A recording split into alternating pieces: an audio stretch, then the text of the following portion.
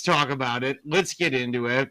And we're going to pick every game. We're going to go through every game in the first round. We're going to pick it all tonight and have some fun with it. So let's go ahead, dive right in, boys. And we are going to start in the South region. And the whole point of this, we're going to make a collective bracket. So you two are going to give your picks. And if you disagree, I will be the tiebreaker. But let's start here. Auburn and Alabama State. The first game, we've had upsets before. We've had a 16 beat a 1. Auburn a little vulnerable. Tulip, pick it. What do you think? They're not that vulnerable. I'll keep this simple. I'm going Auburn. Yeah, for the sake of time, let's go ahead and go Auburn, and we can move on to number 2. I agree with that. We're going to go Auburn, and we are going to go Auburn very big. Louisville Creighton, that one's a little different. Everybody's upset with Louisville seeding. Creighton, we know how good they are with Ryan Kalkbrenner and company. Louisville has had a heck of a year. We got to give Pat Kelsey a lot of credit. Terrence Oglesby, what say you, my friend? You know what? I think this is going to be one of the best games of the first round. I think both teams are pretty evenly matched. Both teams have absolute star players with Ryan Kalkbrenner on the defensive side of the floor and Chucky Hepburn, too, on the defensive side of the floor for Louisville. I think, can Louisville hit jump shots? Because Kalkbrenner doesn't really come outside of about 12 feet, and he controls everything inside of 12 feet. But as you've watched Louisville throughout the course of the year, they've been able to get hot from deep, and that can carry them through games. So for that reason, Rain Smith coming back from an injury, I think Louisville's going to take this one. So I'm going with the Cardinals and Pat Kelsey, and the magical season keeps going. It's been a magical season, no question about it. You agree, Mike? I do agree. I think, again, Tio made some great points. I also agree this is going to be one of the best games of the first round. I think we know what Kalkbrenner brings to the table as an anchor of that defense. I think Hepburn getting the assignment on Stephen Ashworth is what leads me to Rain Smith. And having him back, it's not his first rodeo. This is his third straight NCAA tournament, and I think he's poised for a big moment, and I agree with Tio. They're going to need to make shots, and he's the guy to do it. I'm going Louisville. Yeah, he's had an incredible year. I know my opinion doesn't matter because you guys were collective, but if it was, I would have went Creighton because of Kalkbrenner. Michigan and San Diego State, or UC San Diego rather, has been a popular 5-12 upset. Michigan just won the Big Ten tournament. I know that can be fool's gold. You can't necessarily look at last weekend and say it's going to translate to the upcoming weekend in the NCAAs. San Diego's won 30 games. Terrence Oglesby, do you like the upset here or not? I like the name Aniwa or Aniwa. That's one thing I do like. As far as the game is concerned, I actually think UC San Diego is going to win this one. Michigan's coming off the Big Ten Conference championship. That's all great and good. But as we've seen in the past, if it's not a surefire, most talented team in the conference and it's somewhere in the middle, those guys get real happy. And then what happens is those practices the next couple of days don't go so well. I think Michigan's going to falter. I think guard play can be an issue, and UC San Diego can get out and get some steals, turning live ball turnovers into some offense when things stagnate. So give me UC San Diego. Keep the dream alive. That might be Cinderella. Who knows? Yeah, Childers, you're going to be the swing. Yeah, you're going to be the swing vote on this, man. I'm going Michigan, and maybe it's just because it's the trendy upset pick for UC San Diego. I will say, though, UC San Diego pickers, bettors are going to feel really vindicated probably the first 20 minutes of this game as Michigan tries to figure out this kind of funky matchup zone that UC San Diego runs. And that's what it's going to come down to. Can they figure out that zone, and how soon can they do it? And can they own the glass? If they do that, I think it'll level out the turnovers in this game. So I'm picking Michigan, and I'm curious which way you're going, Childers. Yeah, the funky matchup zone is definitely tough. UC San Diego can get out and they can do things with their guards, but they have not seen a couple of just dinosaurs like they have at Michigan and Wolf and Golden. So I think Michigan showed something last week. I know this is a popular upset, but I'll be the tiebreaker going with the Big Ten's Michigan Wolverines. Sorry, Terrence Oglesby. We'll see how it plays out this week. Let's move on to another popular upset pick. I talked to the Yale coach the other day. Dude, he loves his life, loves coaching in the Ivy League. Texas A&M, Buzz Williams has done a nice job. This is another trendy upset. Curious if you guys are going to disagree or agree on this one. But Mike, Yale from the Ivy or A&M from the SEC? Yeah, this was actually my upset pick. Go ahead. Go ahead, T.O. I'm going A&M. I had Buzz Williams and his crew. And for the reason is the reason is this. A few years ago, Miami made the Final Four because they had two shot creators who could knock down shots as guard at the end of the clock. That's what you need. And then they had a bunch of dudes who could board. Same recipe for Texas A&M. And I think Texas A&M not only wins this game, but I think they can make it all the way to the Elite Eight. I'm a big fan of what Buzz Williams has down in College Station.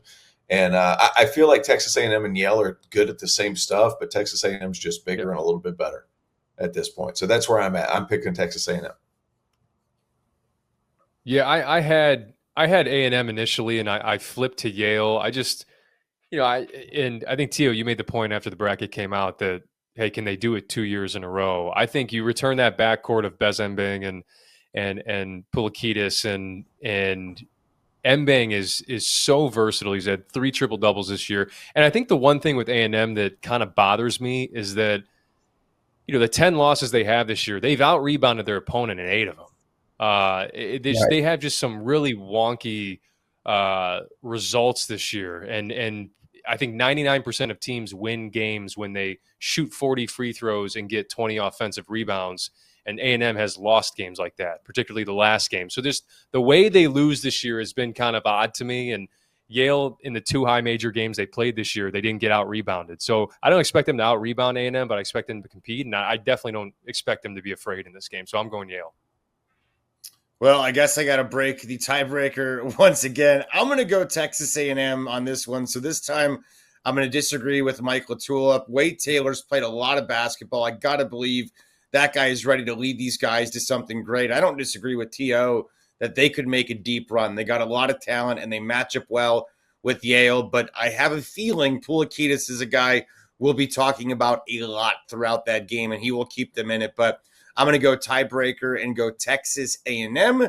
Let's move on now to our next game, Ole Miss, North Carolina. Carolina was mighty yesterday. Everybody was pissed off. They were included in the bracket. They're taking on a Rebel team, Chris Beard, who's done a nice job getting that program up to snuff. Does North Carolina's season keep going? Terrence Oglesby. Here's the thing. When you play as well as they did, that confidence can roll over. And if they're able to get out and run and knock down shots, and really the play of Elliot Cadeau is kind of their swing guy, right? Like they went a little bit bigger over the last 10, 11 games. They went Drake Powell at the 3, and then they went bigger at the 4 and the 5, and then those 2 guards have been able to create. But when they're really playing well is when Elliot Cadeau's playing well. Last game against San Diego State, he had 12 assists. The only words of caution I would have is Ole Miss isn't going to extend their pressure out the same way San Diego State is. So you're still going to have to find ways to get Cadeau in the paint so he can create for his guys. But they're playing with so much confidence right now, winning 9 out of their last 11, I believe, that this is a team that is dangerous at this point. Just if nothing else, they got R.J. Davis back to last year's R.J. Davis going 6 for 6 from 3 last contest. So this North Carolina team is fast. They're fun. They're shooting it again. And now they're competing on the glass at a high level, especially over the last month or so. In agreement. I'm actually pissed they had the performance they had last night because I picked them to go to the Sweet 16 as soon as the bracket came out. And then now, I look like almost a bandwagon guy saying that, but I promise I had them going there and I have them beating Ole Miss. But like you said, T.O., the floor game from Elliot Cadeau, when they really dial in defensively like I thought they did last night and turn that defense into offense, that turnover margin is going to be important as it always is against Ole Miss. And I think they have enough to advance to the next round. I'm going North Carolina. Yeah, North Carolina seems to be a trendy pick, but they looked damn good yesterday. They looked mighty, and that just seems to be one of those teams and one of those stories that you just kind of have a feeling. The way the bracket broke and the way they looked yesterday, wouldn't be shocked if they go on a run. So I'm going to be with you at North Carolina. Iowa State, Lipscomb is the next game in the South Region. That's 3 versus 14. Lipscomb's had a heck of a year out of Nashville. They've won 25 games out of the A-Sun. Iowa State, a lot of questions about the injuries and Gilbert going into this thing. Vulnerable, perhaps, still heavy favorites against Lipscomb. Mike LaTulip upsets, or do you think Iowa State and Mr. Otzelberger takes care of business? Yeah, I got Iowa State. Lipscomb's an old team. They're going to have to make shots. They're going to have to make threes, and I don't think they get enough back on the glass, consistently. So I'll keep it short. I'm going Iowa State. Yeah, I'm going Lipscomb. Lenny Acuff, offensive mastermind, and what he's capable of doing in the half court. He's going to be able to figure out what Iowa State's doing. And then they have a guy named Will Pruitt, who has been a winner as long as he's been alive. Their point guard, Big Red, as some people call him, is a really nice player. I think he's going to be able to handle Iowa State's pressure, and he just wins. And here's the thing, 3-14s don't happen all that often. I think it happens then. I'm going to break the tiebreaker and maybe shock you and go with the upset. I live about a mile and a half from Lipscomb. I've seen Big Red play a lot.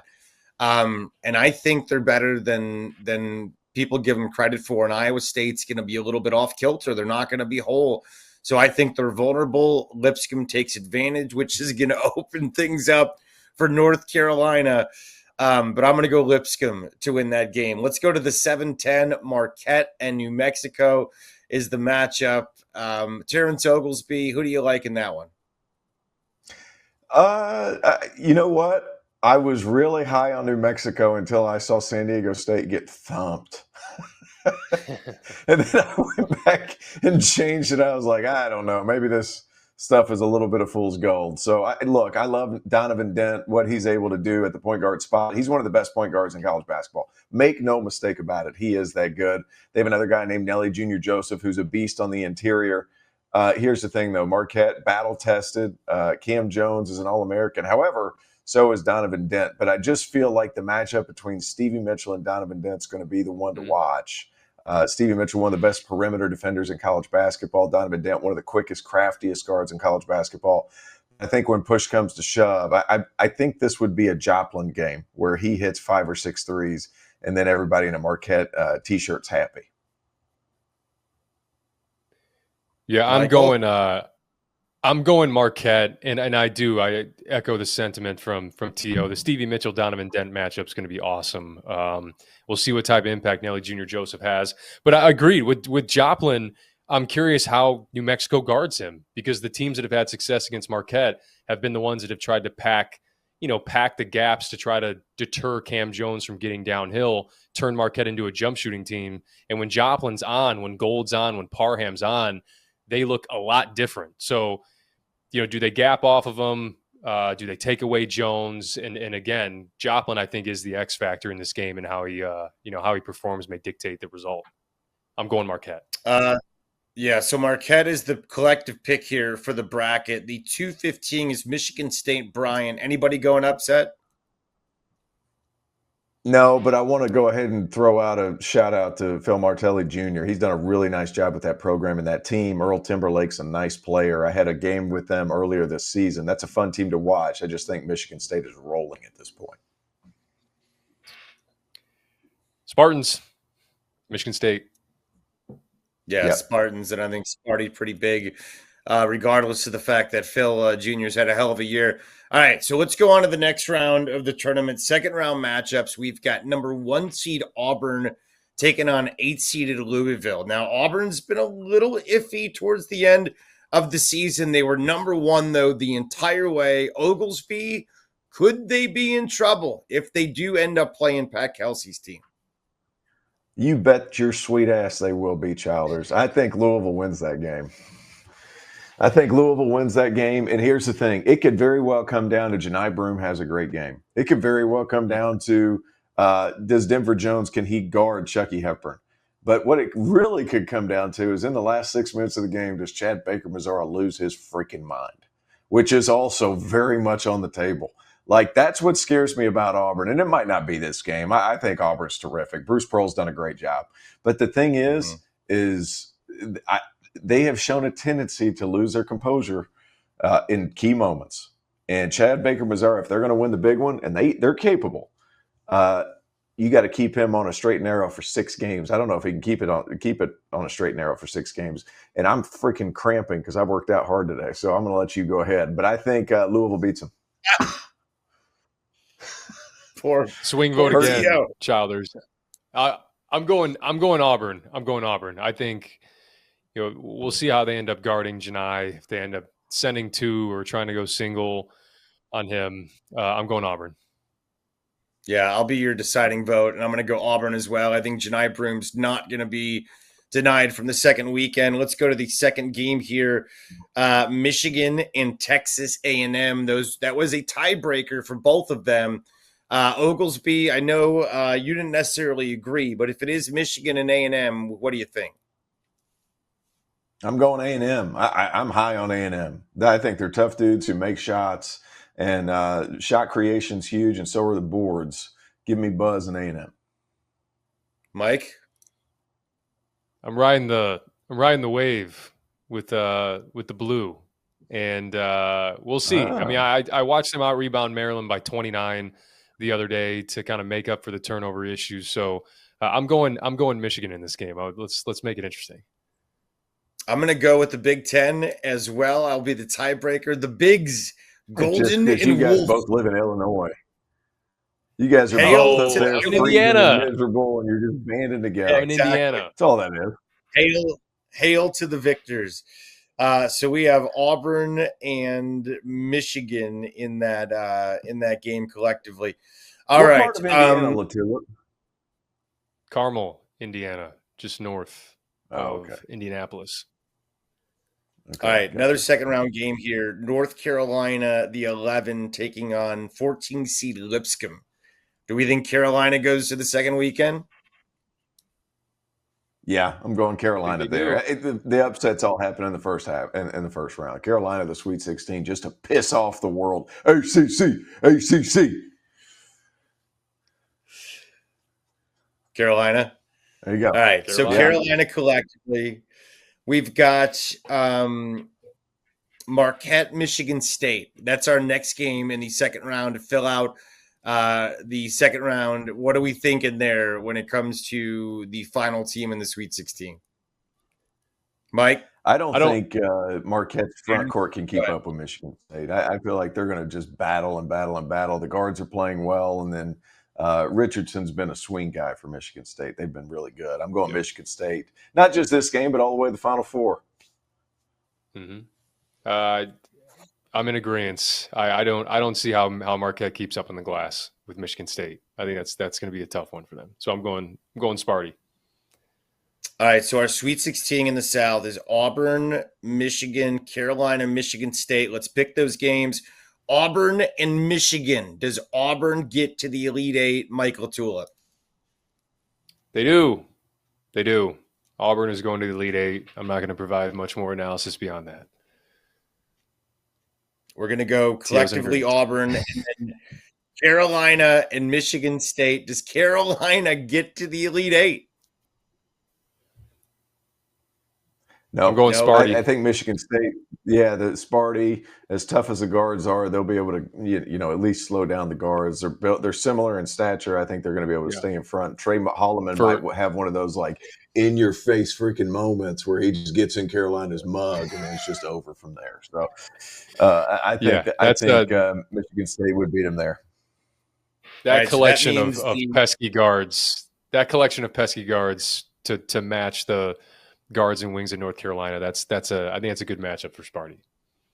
So the Elite Eight would end up being Auburn, Michigan State. Your Final Four team is Mike. This is where I have Auburn losing their composure. Okay. This is where I have Sparty. I mentioned those pesky guards, and that is if there's any team that can piss you off, it is this backcourt. You just talked about Trey Holloman. He's gonna try to have something for them. So I hope that game happens because I think it would be one of the chippiest we have of the entire NCAA tournament.